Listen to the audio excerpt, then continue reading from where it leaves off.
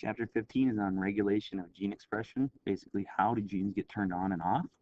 Because your genes aren't always on everywhere. If you think about, there are genes that determine your eye color. They're not on in your toes. You don't need them to work in your toes. You need them to work in your eyes. So how are they on some places and off other places? It's going to be easiest to first explain it with prokaryotes being simple, bacteria, but either way, prokaryotes and eukaryotes, you're going to be able to turn genes on and off depending on what's going on around you, depending on what you need. Prokaryotes is essential because it's one cell and with changing conditions around them. Eukaryotes also important because you've got different types of cells in different locations. Like I said, eye cells, heart cells. Your heart DNA in your scalp doesn't really need to be on, so it depends on where you're at. So this is an example of an organism that can express genes in its eyes two different ways. The eye that is above the surface of the water is set up differently because of different genes being expressed than the eye below the water, which is really weird. So start with bacteria. It's the simplest way to go about it.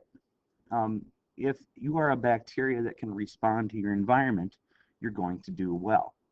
So those bacteria that are able to have done well and turn on the things you need, turn off you don't.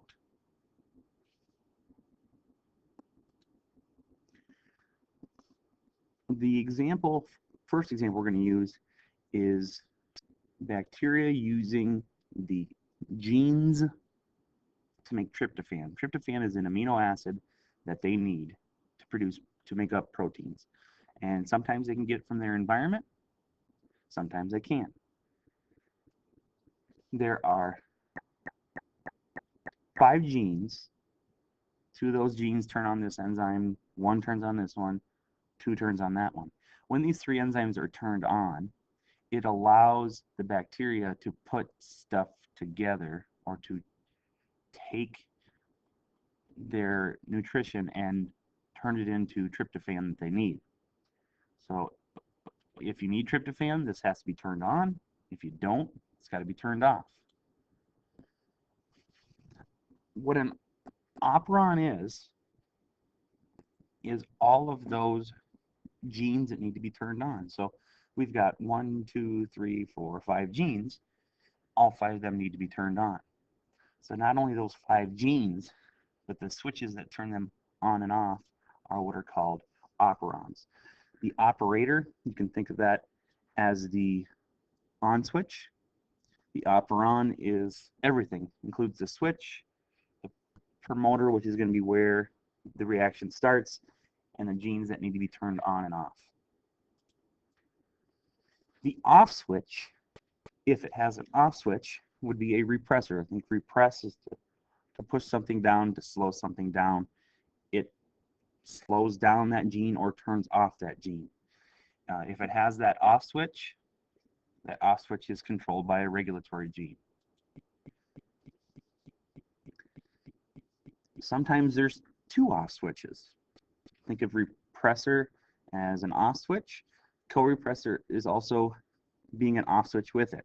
Or think of it more like as a dimmer switch. It turns it down a little compared to turning it down a lot. 1 repressor turns it down a little, 2 repressors turns it down a lot.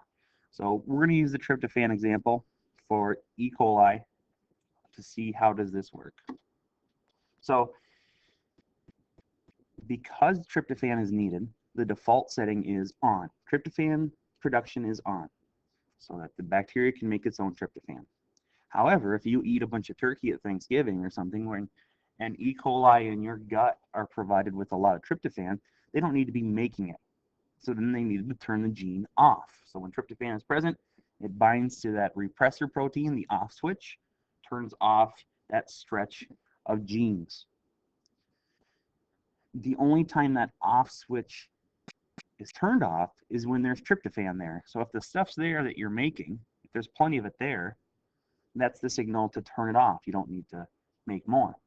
So the TRP operon those genes that make tryptophan, is turned off if you've got a lot of tryptophan in the area. So we're going to go through the picture of it on how it's different between whether tryptophan's there or not. So initially, let's say there's not enough tryptophan. This is your normal conditions. And there is a spot here for tryptophan. This is the off switch, the repressor. Right now I'm not seeing any tryptophan here, so that off switch will not be applied. It's on, it's running. Promoters are just places that production of RNA can start. So it's a starting point. You copy DNA, you make RNA, and RNA makes a protein. So this is the gene that produces the off switch. Farther down, we've got the genes that produce the enzymes needed to make tryptophan. So if right now we need to make tryptophan, this is all open and ready to go. RNA polymerase binds to a promoter region. There's no off switch in the way, so it copies these genes, it makes messenger RNA, which makes the proteins that we need, or the amino acids ultimately that make up proteins. So as long as the off switch is not in the way, they're going to be active, they're going to be making tryptophan. If tryptophan levels become high, this again is just basically a section of DNA that makes an off switch, DNA to RNA to protein. Here's your off switch. If there is a lot of tryptophan present, it binds to that off switch. Anytime you bind to a amino acid, you're changing the shape. Now it is considered active. The off switch fits in there. This was the RNA polymerase, the thing that makes new RNA. If you can't make RNA, you can't make proteins. So the off switch gets in the way of making more RNA to make more amino acids. So this would be an example of something that is repressible. It's usually on.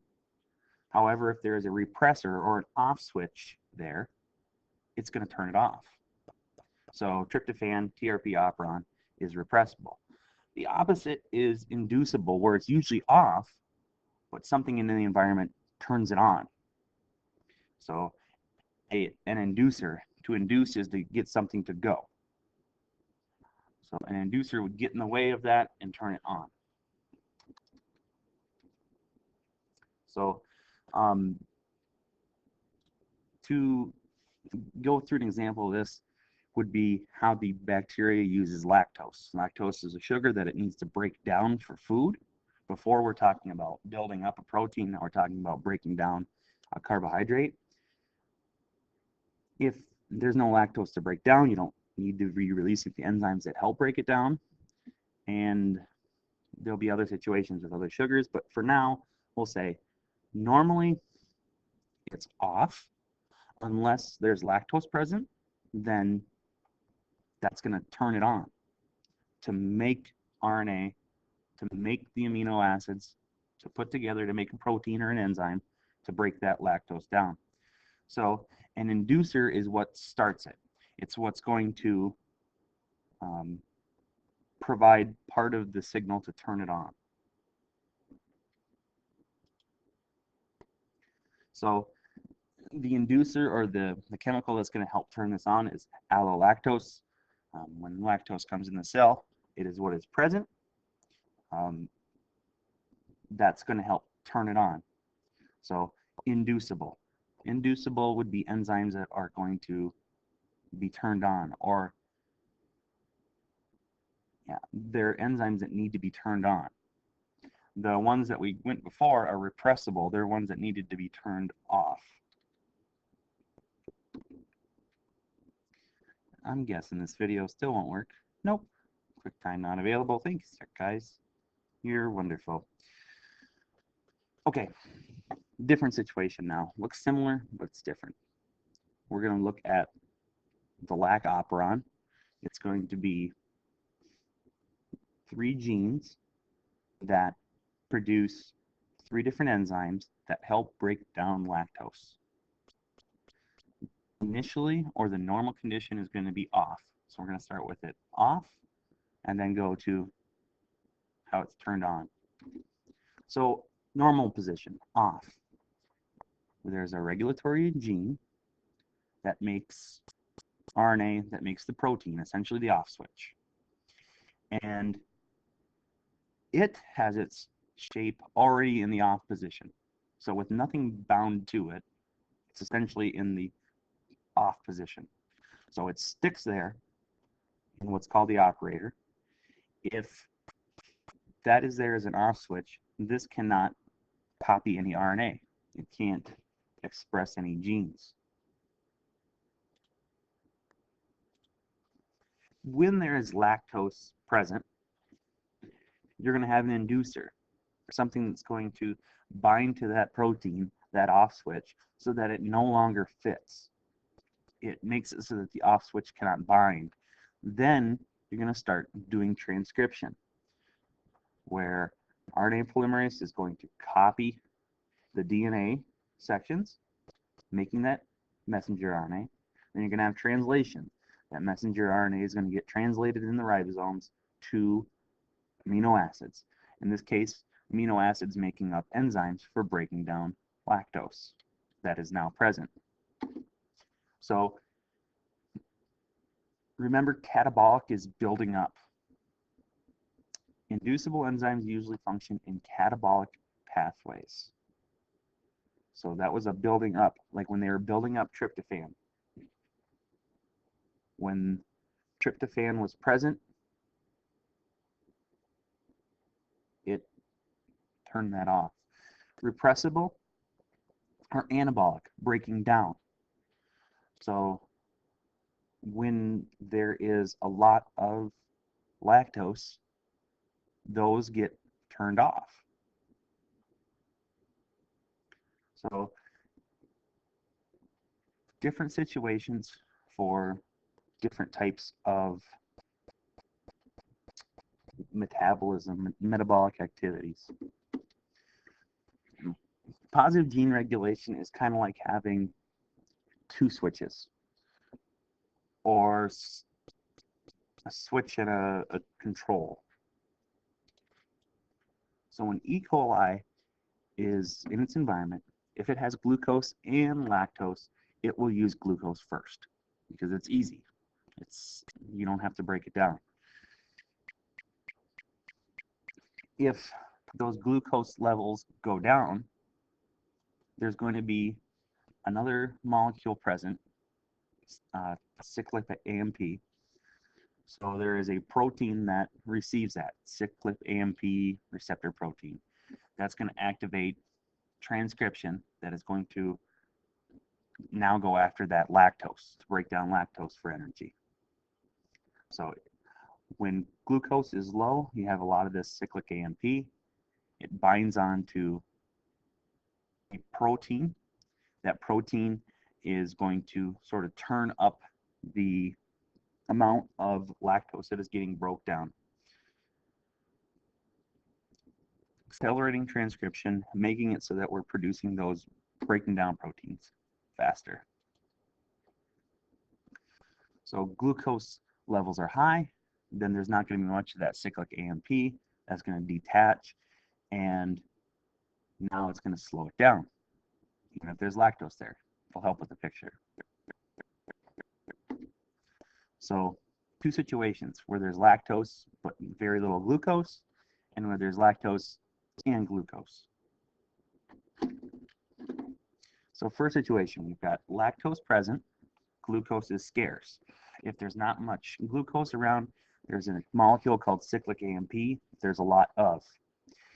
So if there's a lot of that, it'll bind to these proteins, makes them active, essentially turning up the volume on this, cranking up the speed that you're going to be producing those genes that help break down lactose.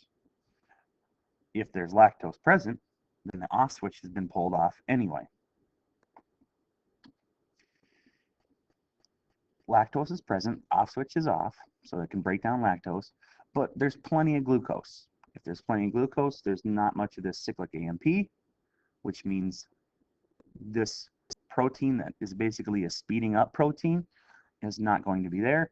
So it will make the enzymes needed to break down lactose, but much more slowly because it's going to be using up glucose instead. Ooh, that was a difficult one.